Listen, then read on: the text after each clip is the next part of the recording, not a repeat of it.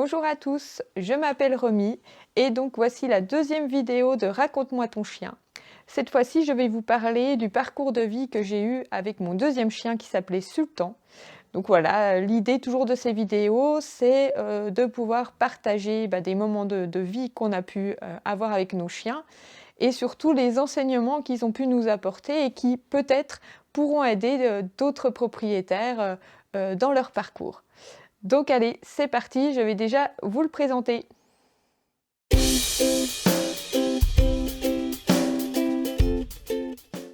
Donc je vais vous présenter Sultan. Donc c'était un croisement de beaucoup de races. C'est ce qu'on appelle un corneau, c'est-à-dire qu'on n'arrive même plus à savoir avec quoi il est croisé. Donc même sur son carnet de santé, c'était marqué race commune, donc pour vous dire. Et donc je l'ai eu à 6 mois à peu près, donc il est né en 99, donc je l'ai eu début des années 2000. Et donc je l'ai rencontré parce que la rencontre a été importante pour la vie avec ce chien. Donc je l'ai rencontré lorsque j'allais dans un ranch pour monter à cheval. Et donc j'arrive dans ce ranch et j'ai encore vraiment les images concrètes dans ma tête alors que j'avais à peu près 14 ans. Donc j'arrive et je vois ce chien avec une petite fille qui est en train de lui faire sauter un tronc d'arbre. Et je me dis, je ne sais pas pourquoi, j'ai eu une attirance mais incroyable. J'ai rarement eu en fait des attirances comme ça vers des chiens, parce que je veux dire dans le ranch il y avait des chiens et j'étais pas forcément je veux dire attirée par eux, mais celui-ci vraiment il m'a attirée dès la première seconde où je l'ai vu. Donc je me suis dit voilà, il faut que j'aille le voir. Donc je vois une copine, donc c'était sa petite sœur qui le faisait sauter, et donc elle me raconte l'histoire de ce chien. Elle me dit écoute, je m'occupe de ce chien assez souvent, je connais la femme qui l'a, mais en fait elle le maltraite, et en plus de ça, elle lui donne pas à manger, elle le sort pas. Là c'est une de ses premières sorties à l'extérieur. Enfin voilà, et quand je lui en ai parlé, je lui ai dit écoute, j'aimerais bien l'emmener avec moi. Elle m'a autorisée à le faire. Et en plus de ça, je lui ai dit si je peux le donner, est-ce que ça te dérange? Elle a dit si tu peux m'en débarrasser, il n'y a pas de problème. Donc voilà, elle me raconte cette histoire. Donc forcément, avec cette histoire, ni une ni deux, je lui dis écoute, si tu trouves personne aujourd'hui, moi je le laisserai pas repartir, donc je le récupérerai. Donc là, j'avais bien entendu pas encore demandé à mes parents, et puis à l'époque il n'y avait pas de portable pour le faire rapidement, donc il fallait que j'attende que ma mère en fait vienne me rechercher. Donc voilà, toute la journée, mais vraiment, vraiment, vraiment, j'ai prié toute la journée pour que personne en fait ne veuille de ce chien et que moi je puisse le récupérer. Donc arrive ma mère le soir, et donc personne n'en voulait évidemment, et je lui dis je lui raconte l'histoire et tout, et heureusement que du coup j'ai une maman qui est très empathique. Elle me dit bon il n'y a pas de problème, nous on va se charger de lui trouver une nouvelle famille. Donc voilà, on l'a embarqué du coup avec nous.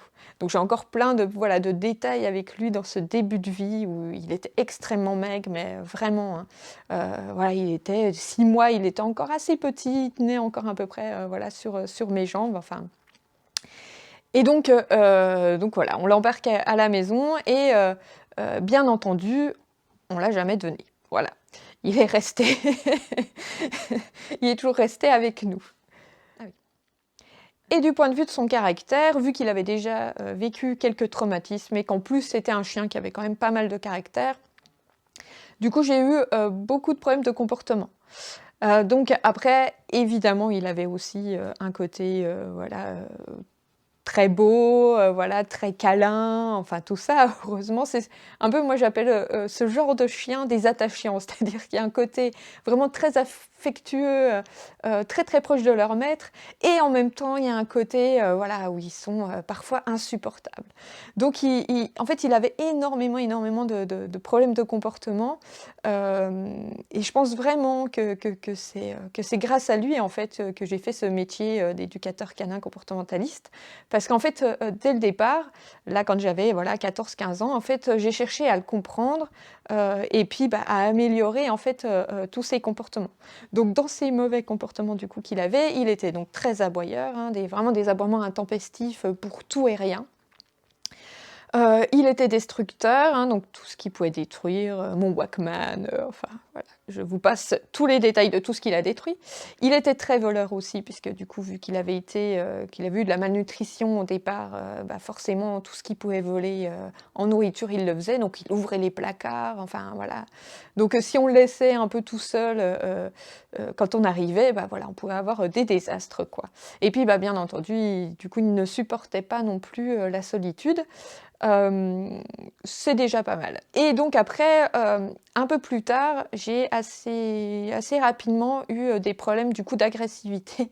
Donc l'agressivité avec ses congénères, du même sexe, hein. Si c'était des mâles entiers, voilà, ça passait pas forcément et j'ai eu aussi, de l'agressivité, envers l'humain, mais voilà et envers l'humain, mais surtout envers les enfants. Voilà, les adultes, ça allait encore, ça dépend de qui c'était, mais en globalité, ça allait encore, mais les enfants, voilà, c'était vraiment très difficile et comme je l'avais expliqué dans une vidéo précédente, mes parents étaient, famille d'accueil, donc enfin, ils gardaient des enfants à la maison. Donc je veux dire par rapport à ce métier-là, du coup, ça a été extrêmement difficile, quoi.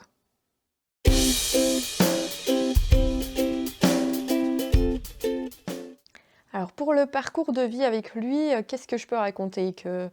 Bah, voilà, comme je vous ai dit, je l'ai eu à 14 ans et donc il est mort à 15 ans et demi, donc ça veut dire que je l'ai eu à peu près jusqu'à mes 30 ans. Donc déjà enfin voilà, quand il est décédé, il avait passé la moitié de sa vie en fait avec moi et en fait on avait vécu, enfin toutes les étapes les plus importantes jusque-là, hein, dans la vie que j'avais eue, c'est-à-dire, bah, toute ma partie, adolescence, voilà, où il m'a accompagnée, qui m'a épaulée aussi parce que, l'adolescence, c'est pas toujours évident à vivre. Donc il a toujours, été là, mais aussi dans mon début, enfin, dans mes formations, les formations que j'ai fait, pour les métiers que j'ai eus après, mais aussi, voilà, dans tout mon début de vie, d'adulte et puis ma vraie vie d'adulte aussi, quoi. Donc vraiment, il a passé toutes les étapes, du coup, avec moi. Donc ça déjà, je trouve que c'était, voilà, ultra important, en fait. Hem Il m'a vraiment permis aussi, bah, de rester connectée à la nature, aux animaux, hein, parce qu'avec lui, voilà, c'était un chien qui était très, très actif. Donc, bah, du coup, il fallait que j'aille le promener, voilà, qu'on fasse des activités, en fait, ensemble. Je l'emmenais pratiquement, mais vraiment pratiquement partout, avec moi. Heu, tous, les copains que j'avais, enfin que d'ailleurs, il y en a plein que j'ai toujours. Pendant toute cette vie adolescente jusqu'à la vie d'adulte, bah, il connaissait mon chien, c'était un super chien en fait, pour les jeunes aussi parce qu'on s'est éclaté en fait avec lui et puis, en fait dans mon entourage, il y avait personne encore, vraiment qui avait de chien aussi jeune, mis à part, Déborah si elle regarde, voilà qui avait un malinois et du coup en fait, voilà ces amis-là, bah, on allait promener nos chiens ensemble, enfin, voilà, on faisait vraiment plein, plein de trucs. Enfin, on allait en ville et puis on marchait toute la journée, ça pouvait durer des heures et des heures et des heures et des heures, enfin, mais on restait dehors, et puis, je veux dire, il y avait quand même aussi cette part de responsabilité, à cet âge-là parce que, voilà, il fallait aussi que je fasse, quand même, attention à mon chien, bah, qu'il se blesse pas, enfin, voilà, il y avait tout et qu'il blesse pas les autres, hein, du coup, puisque j'ai parlé des problèmes d'agressivité. Donc, il y avait vraiment une part de responsabilité, en fait, avec lui, quoi. Donc c'est pour ça, il m'a apporté, en fait, vraiment, énormément, énormément.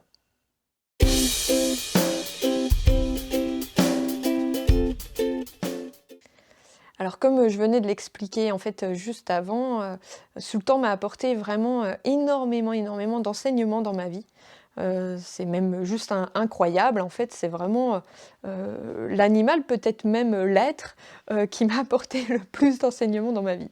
Donc tellement il m'en a apporté, j'ai dû faire une petite note, voilà, pour ne rien oublier. Hem, donc déjà, je peux vous parler, par rapport à un terme qui aujourd'hui est très décrié, c'est le terme dominant.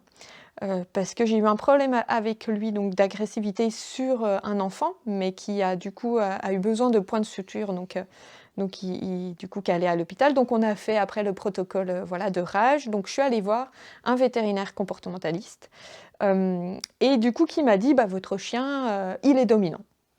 OK, donc moi je me suis dit en gros, voilà merci Lou, en gros, avec son claquement d'oreilles, hem, bah, en fait, enfin voilà, c'est foutu. Mon chien, il est foutu, il est dominant et voilà, qu'est-ce que je vais pouvoir faire d'autre, quoi? Bah, en fait, il sera toujours comme ça, voilà. En fait, ça m'a renvoyé, cette chose-là. Donc à l'époque, elle m'a dit, voilà: «Il faut plus qu'il dorme sur le lit», parce qu'il dormait avec moi, «il faut plus qu'il aille sur le canapé», il y allait. «Faut qu'il mange après vous», blablabla, blablabla. Et en fait, là, donc je devais avoir, je sais pas, peut-être 16 ans, 17 ans, quelque chose comme ça. Et je me suis dit: «Mais c'est et en fait, je comprends pas, ce qu'il faut que je garde avec mon chien, c'est le lien que j'ai avec lui, et si je fais ça, en fait, je casse aussi le lien avec mon chien». En fait, j'avais eu, en fait, cette réflexion-là. Donc évidemment, je n'ai pas, suivi aucune, de ces recommandations, et ce qui n'a pas empêché, mon chien de régler, en fait, tous ses problèmes de comportement. Donc pour dire que vraiment, ça, c'est le genre de choses qui ne sert à rien. Donc voilà, il m'a appris ça. Hem, il m'a appris aussi, par rapport, donc j'ai dit qu'il avait de l'agressivité, voilà, avec, aussi avec les congénères, surtout du même sexe, hein. Donc il se battait avec tous les chiens, en fait, du même sexe qui étaient plus gros que lui. Et donc à l'époque, on disait: «Bah, il faut laisser, en fait, les chiens régler leur compte entre eux». Sauf que moi, le mien, en fait, il faisait entre 15 et 20 kilos, et que, bah, à chaque fois, les autres étaient toujours beaucoup plus gros que lui. Donc potentiellement, en fait, c'est hyper dangereux pour lui. Et donc il s'est énormément, en fait, bagarré, et du coup, bah, je sais aujourd'hui que, c'est ce qui a fait que, par la suite, en fait, bah, je n'arrivais plus à le mettre, enfin, ou je n'osais plus le mettre, en tout cas avec des mâles, plus gros que lui. Parce que je savais que, du coup, il allait cartonner. En gros, dans son adolescence à lui, il a appris que, bah, c'était comme ça que ça se passait, quoi. Donc ça, c'était déjà, pas une bonne chose. En fait, j'aurais dû mieux gérer, ça, parce qu'en fait, j'avais un chien qui était malgré tout très sociable, avec ses congénères, puisqu'en fait, il a eu plein de copains, voilà, petits ou plus gros. Alors bien plus souvent, évidemment, des femelles, mais il a aussi eu, des mâles avec qui c'est super bien entendu, donc c'était pas ça, en fait, le problème. Et puis, il y avait aussi cette notion de, le chien, il doit s'entendre avec tous ses congénères, alors que c'était pas le cas, et que, bah, ça, je l'ai compris, je veux dire, par la suite, hein, mais qui ne pouvaient pas donc s'entendre avec tous, donc il fallait que je choisisse, en fait, les chiens qui lui seraient présentés. Donc voilà, il m'a appris ça aussi. Il m'a aussi appris, du coup, à accepter les enfants, puisque du coup, vu que ma famille, était famille d'accueil, bah, moi, les enfants, vu que ça arrivait, voilà, vraiment, vers mes 12 ans, hein, qu'on a commencé, à avoir ces enfants à la maison. Moi, du coup, j'ai eu des difficultés, évidemment, à accepter, enfin évidemment, pas forcément évidemment d'ailleurs, mais en tout cas, moi, j'ai eu des difficultés à les accepter. Et donc du coup, en fait, la remise en question que j'ai eue après, c'est que je me suis dit, hem: «Mon chien est agressif avec les enfants, mais en même temps, moi, j'ai un problème aussi avec les enfants. Du coup, je ne veux pas qu'il le touche ou qu'il joue avec ou tout ça, parce que c'est mon chien, d'adolescente», voilà. Hem, donc je me suis après du coup, quand il y a eu ces véritables problèmes, du coup d'agressivité, je me suis dit: «Bon, là, cette fois-ci, il faut peut-être quand même que tu te remettes un peu en question. Il faut peut-être aussi que lui, il s'habitue en fait, aux enfants, en fait tout ça». Donc voilà, je l'ai réhabitué en fait, tout doucement. Et c'est là où, du coup, c'est quand même assez extraordinaire, c'est que donc après, la vie a fait que mon frère a eu des enfants, bah, que du coup, il a fallu, voilà, que Sultan aussi se fasse à ses enfants. On a fait extrêmement attention. Alors, les enfants qu'il y avait à la maison, qui étaient voilà, il y avait 2 enfants, en fait, qui vivaient à la maison. En fait, ceux-là, il n'y a jamais eu de problème, du coup, avec elle, parce que, voilà, il avait compris, en fait, qu'elle faisait partie intégrante de la famille. Mais quand un nouveau bébé est arrivé, on s'est dit: «Voilà, alors au début, il marche pas, donc c'est bon, mais quand il commencera à marcher et tout, ça peut quand même être problématique». Et donc en fait, voilà, on a fait attention, surtout que mon frère en a eu 3, donc on a pu le refaire plusieurs fois. Et en fait, tout s'est toujours bien passé, en restant vigilant, évidemment. Et en fait, à la fin de sa vie, ça c'est une histoire que j'aime enfin que je raconte assez souvent, pour dire aussi que l'agressivité, en fait, c'est pas quelque chose qui est établi profondément, et que quand on comprend son chien, quand on l'accompagne, quand on l'habitue, quand on comprend, en fait, qu'il est agressif aussi parce qu'il a peur. Et en fait, moi, ça, je l'ai assez rapidement, en fait, compris. Et au moment, en fait, où j'ai eu ce déclic et je me suis dit: «Mais oui, en fait, il est agressif, c'est pas parce qu'il est dominant, c'est parce qu'il a peur, en fait».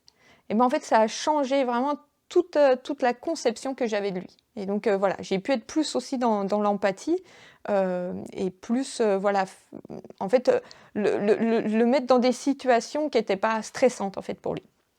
Donc bref, quand à la fin de sa vie, donc il était devenu sourd et puis, bah, parfois dans la maison, du coup, je pouvais plus l'appeler, donc je le cherchais partout et en fait, il m'arrivait plusieurs fois de le retrouver dans la chambre des enfants où il y avait des fois, voilà, 4-5 enfants et en fait, lui, il était au milieu comme ça, les 4 fers en l'air parce qu'en fait, c'était un endroit pour lui qui était devenu sécurisant, en fait, parce que c'était des enfants qu'il connaissait, qu'il les appréciait, enfin, voilà. Donc pour vous dire qu'il a quand même, mordu, alors surtout, en fait, 2 enfants, dont une qui a eu des points de suture, donc à chaque fois en plus à la figure, donc c'était quand même assez, voilà, assez dangereux et qui en fait à la fin de sa vie, voilà, quand il a enfin eu confiance et ben, du coup il était super à l'aise avec et nous on savait aussi de notre côté bien sûr qu'à 15 ans et demi, il avait plus beaucoup de dents, enfin voilà, il y avait plus aucun risque on a pu vivre en fait ces moments-là. Donc ça c'est voilà, ça c'est top. Heu, donc j'ai appris aussi, bah, du coup, la rééducation aussi avec lui, puisqu'en fait toutes les premières années de sa vie, voilà, nous on savait pas en fait qu'un chien ça s'éduquait, heu, on savait pas qu'il fallait combler en fait, tous ses besoins aussi, enfin voilà, tout ça en fait c'était des conceptions qu'on n'avait pas et donc quand au fur et à mesure, en fait, on a compris, bah, par exemple, qu'il fallait combler ses besoins, bah, parce que c'était un chien qui était très actif, donc évidemment qu'il fallait aller beaucoup le promener. Il avait besoin, voilà, de beaucoup se dépenser. En fait, c'est venu au fur et à mesure, quoi. Quand on voyait qu'il y avait un problème, bah, en fait, on essayait de le résoudre. Alors, je dis on parce que forcément, je veux dire, j'ai été aussi accompagnée de mes parents qui, sans doute, à un moment donné, m'ont dit ton chien, là, voilà, il fait plein de bêtises, faudrait que tu le sortes plus. Sans doute que ça, c'est arrivé. J'avoue. Mais cette rééducation, c'est qu'en fait, à l'âge de ses 7 ans, à Sultan, j'ai pris la décision de prendre un autre chien, donc c'était une berger allemande, j'en parlerai, voilà, dans une autre vidéo. À chaque fois, ça s'entrecoupe, hein, parce qu'on a eu plusieurs chiens ensemble. Et donc, bah, cette berger allemande, imaginez que quand j'ai choisi cette race-là, bah, du coup, j'ai eu aussi la peur de mes parents, voilà, qui m'ont dit: «Mais déjà qu'on a des problèmes, voilà, avec lui et là tu prends un chien qui est encore plus gros, donc là s'il y a des problèmes d'agressivité, ça sera encore plus dramatique, quoi». Donc j'ai vraiment là, vraiment tout fait, dans le bon sens, en lisant, les livres, par exemple de Joseph Ortega, voilà, je me suis beaucoup, beaucoup documentée, donc il y avait pas j'avais pas internet en tout cas, donc c'était pas par internet, c'était vraiment avec, surtout avec les livres. Je me suis énormément documentée, donc pour faire le mieux possible du coup avec cette berger allemande et donc après je suis allée voir un éducateur canin, pendant, ouais, je sais plus, j'ai dû y aller pendant au moins 1 an et demi, peut-être 2 ans et demi, voilà, quelque chose comme ça, donc j'y suis allée très longtemps et donc tout ce que j'apprenais du coup, avec Tundra, hem, bah, en fait, je le retransposais, sur Sultan. Ce qui fait que, j'ai eu, vraiment une super éducation avec Sultan parce que c'était un chien qui était très réceptif, très intelligent. Par exemple, voilà, si j'allais à la boulangerie ou tout ça, je pouvais laisser mes 2 chiens devant la boulangerie, je leur disais: «Pas bouger», mais il pouvait même y avoir un autre chien qui passait devant. En fait, tant que, voilà, je leur avais dit de pas bouger et en fait, ils restaient, je pouvais aller chercher mon pain, revenir, voilà, sans les attacher, voilà, c'était le top. Je pouvais les lâcher tous les 2, souvent sur, par exemple, sur le trottoir, parce que j'habitais encore en ville et que voilà, je marchais énormément, énormément, en ville, donc ils étaient en fait vraiment habitués, donc ils savaient qu'on faisait des kilomètres et des kilomètres, donc vraiment, enfin voilà, du coup j'ai eu une super obéissance, avec les 2. Bon, le seul truc que j'ai pas réussi, voilà, à régler aussi avec Sultan, c'était, le fait qu'il tire en laisse. En fait, il a arrêté de tirer en laisse le jour où en fait il pouvait plus, marcher, voilà, autant on va dire, enfin autant.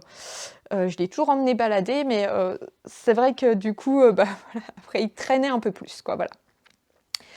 Hem, il y a oui, parce que je regarde du coup sur ma feuille, donc il y a eu aussi effectivement ah oui, il y a eu aussi la confiance. Donc j'ai appris en fait au fur et à mesure qu'en fait il avait besoin que je lui fasse confiance, heu, pour en fait qu'il y ait une bonne entente entre nous. Mais ça, c'est des choses en fait, enfin, je sais pas, moi qui comme ça, je me dis: «En fait, c'était inné». Je me suis dit: «Mais comment en fait on peut avoir, un lien ensemble et pour moi, c'était ça qui était vraiment fondamental. C'était vraiment le lien que nous avions tous les 2, si en fait, je lui fais pas confiance. Donc après j'ai réussi, à lui faire de plus en plus confiance aussi parce que j'ai amélioré son obéissance. En fait, c'est comme ça aussi que ça a marché et c'est pour ça qu'après en fait, il avait beaucoup plus de liberté au fur et à mesure. Donc voilà. Et enfin, bah, il y a eu la partie, vieillesse parce que de gérer un vieux chien, c'est pas toujours évident. Donc il a commencé en fait vers ses 10 ans à être, incontinent fécal. Du coup, bah, voilà, puisqu'il dormait, il a toujours dormi avec moi dans la chambre, hein. Bah, dans la nuit, il pouvait, du coup nous réveiller parce que j'étais déjà avec, mon conjoint aussi, le pauvre, hein.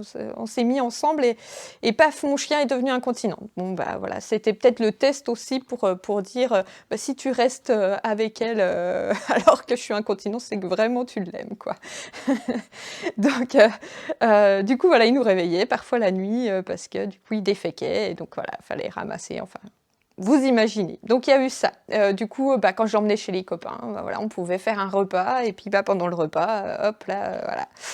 Bon, il a fallu gérer tout ça, mais encore que j'ai envie de vous dire que c'est pas le plus grave puisque, le plus grave, c'est quand il est devenu incontinent total et c'est vrai qu'incontinent, l'incontinence urinaire, c'est vraiment difficile à gérer parce que là, le chien, en fait, bah, il a une odeur aussi sur lui. Là, le premier truc que vous faites le matin, bah, c'est de nettoyer, en fait, bah, voilà, son panier, enfin tout ça, donc il y a beaucoup, beaucoup de lessive, enfin beaucoup, voilà. Si vous l'emmenez après chez quelqu'un, là, ça commence à être vraiment quand même, très contraignant, hein, qu'il fasse pipi, chez quelqu'un. Donc là, voilà, mais c'était vraiment ça a heureusement pas duré longtemps, c'était vraiment les derniers mois, voilà, de sa vie.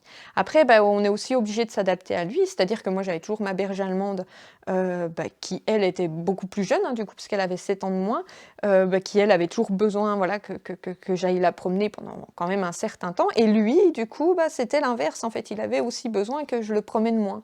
Donc après, il a fallu, en fait, que je m'adapte, entre les 2, faire, voilà, des balades peut-être plus courtes ou des balades en tout cas, au rythme, bah, de mon vieux sultan, quoi.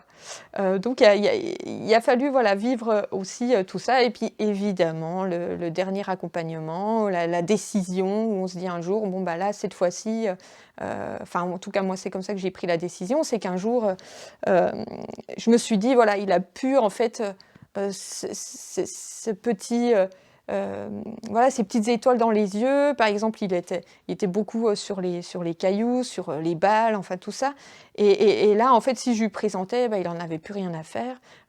Du coup, il était beaucoup, voilà, sur la nourriture aussi et là, si je lui présentais, voilà, ça l'intéressait moins. Donc en fait, je me suis dit: «Ouais, il y a plus cette étincelle», en fait, vraiment, hein, c'est comme ça que je l'ai vécu, c'est que je ne voyais plus l'étincelle dans ses yeux. Donc j'ai pris la décision et du coup, je l'ai accompagné. Mais en fait, j'ai tellement eu peur, toute sa vie. Dès ses 7 ans, je me suis dit: «Ah, le jour où je perds mon chien», j'étais tellement fusionnelle avec lui, «ça va vraiment être douloureux». En fait, je me suis tellement, tellement, tellement, tellement préparée, que bien évidemment, quand je l'ai emmené, voilà, enfin tout ça, ça a été douloureux. Mais en fait, j'ai réussi quand même assez rapidement, du coup, à faire mon deuil parce qu'en fait, je me suis dit: «Vraiment, je l'ai emmené jusqu'au bout du bout, du bout, du bout, du bout, quoi». On pouvait pas aller plus loin, en fait, ensemble. Donc je lui ai offert la vie que j'ai fait vraiment de mon mieux, pour lui apporter, voilà, enfin, lui apporter tout ce qu'il avait besoin, pour le soutenir, enfin, j'ai fait mon maxi. Donc voilà, ça, c'est la vie, du coup, avec mon sultan. Et donc, bah, je vous remercie, hein, d'avoir, écouté, jusque-là. Il y avait beaucoup de choses à dire avec lui et il y a encore tellement de choses à dire. Mais, voilà, je pense que je vous ai parlé vraiment, du principal. J'espère que cette vidéo, il y aura eu peut-être des échos, sur notre histoire avec, entre moi et Sultan ou entre Sultan et moi, c'est mieux. Qui peut-être vous parleront ou peut-être, voilà, par rapport à son agressivité, par exemple, j'en parle, voilà, aussi souvent pour les gens qui ont ce problème-là, aussi bah, voilà, il y a des choses qui peuvent se résoudre, quand vraiment on s'investit, quand on comprend son chien, quand on aménage aussi l'environnement, enfin tout, sa vie, en fait, pour lui. Donc vraiment, ça vaut le coup parce qu'on a vécu une vie extraordinaire ensemble et il m'a tellement, tellement, tellement apporté. Donc voilà, j'espère en tout cas qu'elle vous a aidé. Si vous l'avez aimée, vous savez que vous pouvez toujours la liker et la partager. Et puis moi je vous dis, voilà, à la prochaine!